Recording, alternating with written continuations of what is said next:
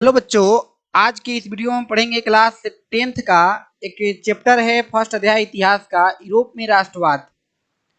Europe में राष्ट्रवाद में पहला ही टॉपिक है, पहला ही हमारा पढ़ना है हम लोग को राष्ट्र। और आप लोग को समझना है कि राष्ट्र और देश में क्या अंतर है। इसलिए हमने इस वीडियो में आप लोग को बतलाने की कोशिश किया है कि देश और राष्ट्र में क्या अंतर है और राष्ट्रवाद क्या है। ठीक है, तब हम धीरे धीरे अगले भी वीडियो में जानेंगे कि यूरोप में राष्ट्रवाद की भावनाएं कैसे उत्पन्न हुई। तो अभी आज के इस वीडियो में जानेंगे कि देश और राष्ट्र में है क्या अंतर। हमें बहुत सारे किताब पढ़ने से पता नहीं चलता है कि देश और राष्ट्र एक ही है। लगता है कि देश और राष्ट्र एक ही है, जबकि ऐसा नहीं है।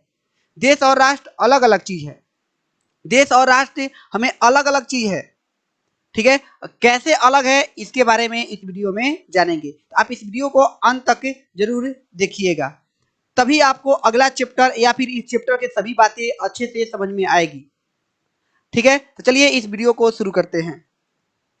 देखिए, पहला टॉपिक है हमारा देश और राष्ट्र में अंतर क्या है। तो समझ लीजिए यहाँ पर देश क्या है। देश एक भूमि का बड़ा क्षेत्र है।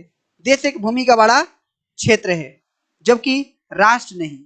याद रखिएगा, देश एक भूमि का बड़ा क्षेत्र है जिसकी जबकि राष्ट्र बड़ा क्षेत्र नहीं है। बड़ा क्षेत्र है लेकिन एक भूमि का। हम क्या करते हैं कि देश में देश की सीमा को बढ़ा सकते हैं। देश की सीमा को बढ़ा सकते हैं। देश में एक राष्ट्रपति होते हैं, देश में एक नागरिक होते हैं, जबकि राष्ट्र में ऐसा कुछ नहीं है। राष्ट्र में भी नियम कानून होते हैं, लेकिन बतलाते हैं कि राष्ट्र और देश में अंतर क्या है। बहुत बड़ा अंतर है, समझने की कोशिश कीजिएगा। 10 जो देश है हमारा, देश के हम क्षेत्रफल, इसकी सीमा क्षेत्र को बढ़ा सकते हैं। अगर आज हम पाकिस्तान पे विजय प्राप्त कर ले तो हमारा देश पूरा एक हो जाएगा, अखंड भारत हो जाएगा। चीन को अगर हम लोग भी विजय प्राप्त कर ले, चीन पर आक्रमण करके प्राप्त कर ले, तो वह भी हमारे अंदर आ जाएगा। तो भारत देश के अंदर वह सब क्षेत्र आ जाएंगे, लेकिन वह हमारे राष्ट्र नहीं होंगे। हमारा देश जो है वह देश हमारा भारत है, लेकिन राष्ट्र हमारा राष्ट्र नहीं कह सकते कि भारत है। ये कन्फर्म है। तो यहाँ पर लिखे हैं, देखिए यहाँ पर एक देश भूमि का एक बड़ा क्षेत्र है जिसकी अपनी सरकार, एक राष्ट्रपति, नागरिक होते हैं। किसी देश की सीमाएं बदली जा सकती है, मतलब कि पाकिस्तान को हम अपने अंदर ला सकते हैं, बदली जा सकती है, लेकिन इससे राष्ट्र का अस्तित्व नहीं बदलता। मतलब कि ऐसा नहीं कि राष्ट्र बदल जाएगा, नहीं, राष्ट्र नहीं बदलता है। राष्ट्र एक एक इंच पर, कहा जाती है, बहुत बड़े बड़े इतिहासकारों ने कहा है कि राष्ट्र एक एक इंच पर बदलते जाता है। मतलब कि राष्ट्र आते रहता है। जैसे कि राष्ट्र क्या है कि एक ही प्रकार के धर्म के लोग, एक ही नस्ल के लोग, एक ही भाषा के लोग अगर बोलना शुरू करते हैं, ऐसे क्षेत्र को हम राष्ट्र के अंतर्गत रखते हैं। एक देश या एक से अधिक राष्ट्रों से बना होता है। एक देश एक से अधिक राष्ट्रों से बना होता है और आमतौर पर इसकी सीमाओं के भीतर अन्य देश होते हैं, अलग छोटे छोटे। इसका एक अच्छा उदाहरण संयुक्त राज्य अमेरिका होगा, क्योंकि संयुक्त राज्य अमेरिका में लगभग लगभग बहुत सारे राज्य हैं, लगभग लगभग 50 राज्य हैं। 85 राज्य हैं जो मिलकर वहां की सरकार, जो संयुक्त राज्य अमेरिका कहलाता है, एक राष्ट्र कहलाता है, एक देश कहलाता है। वहां अलग अलग क्या है, अपनी सरकार है, कानून है। देश और राष्ट्र में अंतर भी आप लोग को और समझाते हैं। इधर देश समझ में आया कि देश क्या है, तो देश को हम बढ़ा सकते हैं। अपने ही देश के अंदर राष्ट्र अलग अलग है। अपने ही भारत देश के अंदर ही राष्ट्र अलग अलग है। ठीक है, हम बिहारी हैं और हमारी भाषाएं अलग है। हमारे आसपास के रहने वाले लोगों की भाषाएं एक जैसा है, तो हमारा एक राष्ट्र हुआ। हम जैसे ही बिहार के उत्तरी बिहार में चले जाते हैं तो वहां के कुछ भाषाएं हम लोगों से थोड़ा सा अंतर आता है, थोड़ा सा अंतर आता है। तो वो लोग भी अगर चाहे तो राष्ट्र कह सकता है। तो ऐसे मतलब इसलिए बहुत सारे इतिहासकार कहते हैं कि एक एक इंच पर राष्ट्र हो सकता है। जमीन के राष्ट्र, मतलब कि राष्ट्र अलग अलग हो सकते हैं, क्योंकि अलग अलग व्यक्ति बोलते हैं, अलग अलग नस्ल के लोग रहते हैं। चलिए अब आगे समझते हैं हम लोग राष्ट्र। राष्ट्र क्या है? राष्ट्र, नेशन। ठीक है, तो देखिए राष्ट्र भी बतला रहे हैं आप लोग को। एक राष्ट्र लोगों का एक बड़ा समूह है। एक राष्ट्र लोगों का एक बड़ा समूह है जो धर्म, भाषा, रीति रिवाजों और संस्कृति जैसी समान विशेषताओं को सजा करते हैं। एक राष्ट्र सीमाओं को सजा करता है, लेकिन एक देश की तरह उसकी अपनी सरकार और कानून नहीं होते हैं। अपने देश की तरह उसकी कोई मतलब सरकार नहीं होती है, कोई कानून नहीं होते हैं। देश में कानून लगाया जाता है। उस मतलब राष्ट्र कहने का मतलब आप समझ जाइएगा, एक ही जैसे लोग, एक ही धर्म के लोग, एक ही भाषा के लोग, एक ही रीति रिवाज के लोग, एक ही संस्कृति के लोग, जब ऐसे लोग एक ही जगह पर पाए जाएंगे तो उस जगह को हम राष्ट्र कहेंगे, उस जगह को राष्ट्र कहेंगे। जब अनेक प्रकार की ऐसे ऐसे लोग मिल जाएंगे उससे एक देश का निर्माण होता है। ठीक है, आप लोग को हम आशा करते हैं कि ये बातें दोनों समझ में आ गया होगा कि राष्ट्र और देश में क्या अंतर है। देश में क्या है कि देश के हम क्षेत्रफल को बढ़ा सकते हैं, लेकिन राष्ट्र को नहीं। राष्ट्र जितना दूर में फैला है फैला है। आगे जाइएगा तो वहां की जो भावनाएं होगी, जो वहां की रीति रिवाज होंगे अलग होंगे। यहाँ पर भी जैसे हम दक्षिणी बिहार के हैं तो दक्षिणी बिहार में शादी के रीति रिवाज अलग होते हैं और उत्तरी बिहार में वही शादी के रीति रिवाज अलग होते हैं। उत्तर प्रदेश में चले जाइए, वहां पर शादी का रीति रिवाज अलग होते हैं। और हम दक्षिणी देश में मतलब दक्षिणी चले जाते हैं हम लोग, तो वहां पर रीति रिवाज अलग होता है। तो रीति रिवाज, धर्म, ये कई लोगों को जो हो गए ये है राष्ट्र। ठीक है, आगे देखिए, अब हम लोग को पढ़ना है कि यूरोप में राष्ट्रवाद। राष्ट्रवाद क्या है इसके बारे में हम लोग चर्चा करेंगे, क्योंकि यहाँ पर यूरोप का मतलब आप लोग समझ रहे होंगे, यूरोप क्या है। ठीक है, यूरोप का मतलब समझ रहे होंगे क्योंकि आप लोग 9th क्लास में बहुत अच्छे से यूरोप के बारे में पढ़े हैं। अब फ्रांसीसी क्रांति, और ये चैप्टर तभी समझ में आएगा जब आपको फ्रांसीसी क्रांति पता हो। आप यूरोप के बारे में पहले उधर की कहानियां पढ़ चुके हैं, 9th क्लास की हिस्ट्री पढ़े हैं, तभी आपको ये चैप्टर समझ में आने वाला है। अब बात करते हैं राष्ट्र क्या है। देखिए, अभी जो आप लोग को बुक में है, अर्नेस्ट रेनर एक इतिहासकार थे, और इन्होंने एक राष्ट्र की क्या बोले थे, मान लीजिए परिभाषा बोले थे। उनके अनुसार बोला गया कि समान भाषा, नस्लें, धर्म से बने क्षेत्र को राष्ट्र कहते हैं। एक राष्ट्र लंबे प्रयासों, त्यागों और निष्ठा का चरम बिंदु होता है। नेशन, राष्ट्र। ठीक है, अब राष्ट्र हो गया, समझ में आ गया होगा। अब यहाँ पर देखिए राष्ट्रवाद क्या है, नेशनलिज्म क्या है, राष्ट्रवाद क्या है, इसके बारे में जानते हैं। देखिए, राष्ट्र की भावना अपने देश से प्रेम करना, मतलब देश का नहीं और राष्ट्र, उससे प्रेम करना, राष्ट्रवाद की भावना, राष्ट्र, ठीक है, राष्ट्र की भावना, प्रेम की भावना। ठीक है, तो अपने राष्ट्र के प्रति प्रेम की भावना को राष्ट्रवाद कहते हैं। अपने राष्ट्र के प्रति प्रेम की भावना को राष्ट्रवाद कहते हैं। राष्ट्रवाद की भावना का बीजारोपण यूरोप में पुनर्जागरण काल से ही हो चुका था, परंतु 1789 ईस्वी की फ्रांसीसी क्रांति से यह उन्नत रूप में प्रकट हुई। अब यहाँ पे बहुत इंपॉर्टेंट बात है, आपको समझना पड़ेगा कि हम लोग राष्ट्रवाद की भावना का बीजारोपण यूरोप में पुनर्जागरण के काल से ही हो चुका था। अब पुनर्जागरण क्या है, और यह कि राष्ट्रवाद की भावनाएं उत्पन्न हुई क्यों, लोग काहे राष्ट्र के प्रति अपना मतलब कि प्रेम करने लगे। इसमें भी बहुत सारा कहानी है। 1789 की क्रांति पढ़िए, फ्रांसीसी क्रांति पढ़िए, 9th क्लास का फर्स्ट अध्याय ही होगा शायद, फ्रांसीसी क्रांति। वहां के लोग कैसे, कुस्तुनिया का पतन आएगा आप लोग को बतलाने के लिए, वहां पर कुस्तुनिया का पतन से कैसे राष्ट्रवाद की भावनाएं उत्पन्न होती है, ये सब बातें आप लोग को मतलब कि एक दिशा देगा कि राष्ट्रवाद की भावना क्यों उत्पन्न होती है। और इनमें बहुत सारे लोग राष्ट्रवाद से मतलब ही नहीं, राष्ट्र से मतलब ही नहीं था, कौन गया राष्ट्र उधर गया, कौन किस पर आक्रमण किया, कोई फर्क नहीं पड़ता है। लेकिन नहीं, धीरे धीरे राष्ट्रवाद उत्पन्न हुआ, लोगों के अंदर एक जागरूकता आई कि नहीं, हमें एक समूह में रहना चाहिए, हमें अपने देश से प्रेम करना चाहिए, जिस एरिया में रहते हैं उसको हमें प्रेम करना चाहिए, उसके लिए हम अपने जान जोखिम में डाल सकते हैं।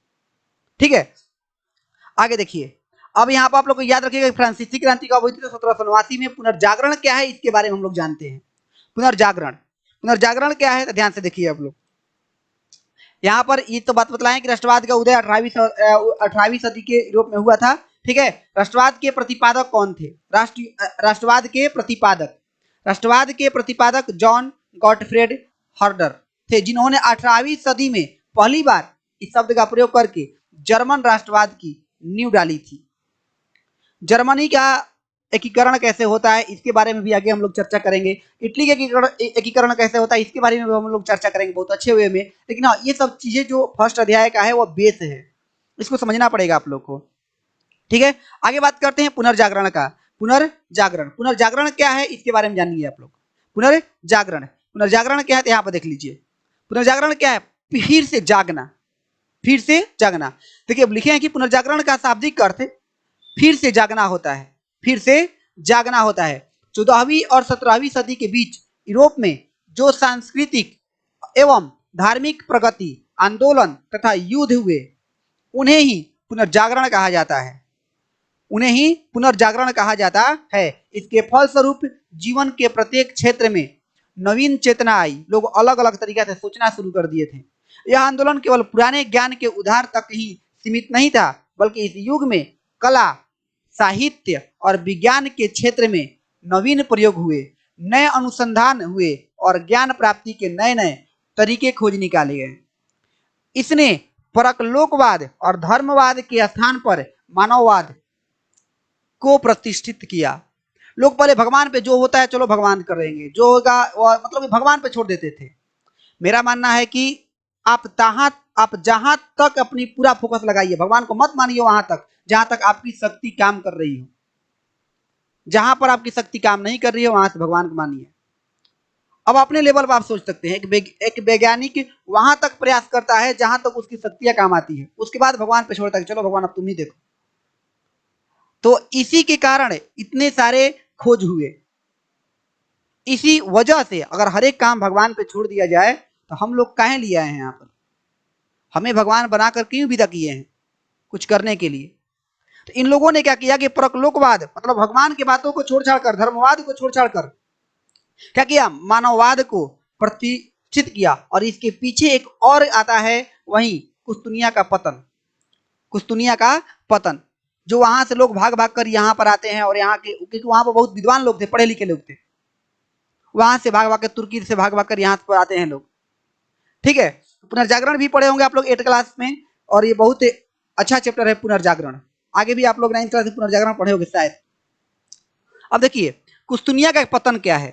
पुनर्जागरण का मतलब इतना होता है कि फिर से जगना।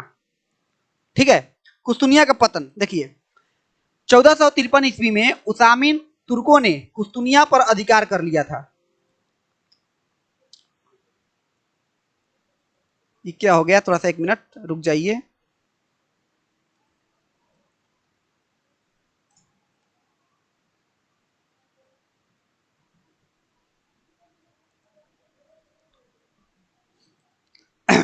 देखिए ध्यान से देखिए, कुस्तुनिया का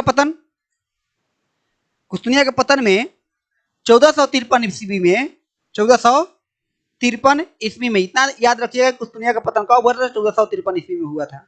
उसामिन तुर्कों ने कुस्तुनिया पर अधिकार कर लिया। कुस्तुनिया ज्ञान विज्ञान का केंद्र था, वहां पर पढ़े लिखे लोग थे। तुर्कों की विजय के बाद कुस्तुनिया के विद्वान भागकर यूरोप के देशों में शरण लिए। उन्होंने लोगों का ध्यान प्राचीन साहित्य और ज्ञान की ओर आकृष्ट किया। इससे लोगों में प्राचीन ज्ञान के प्रति श्रद्धा के साथ साथ नवीन जिज्ञासा उत्पन्न हुई। यही जिज्ञासा पुनर्जागरण की आत्मा थी।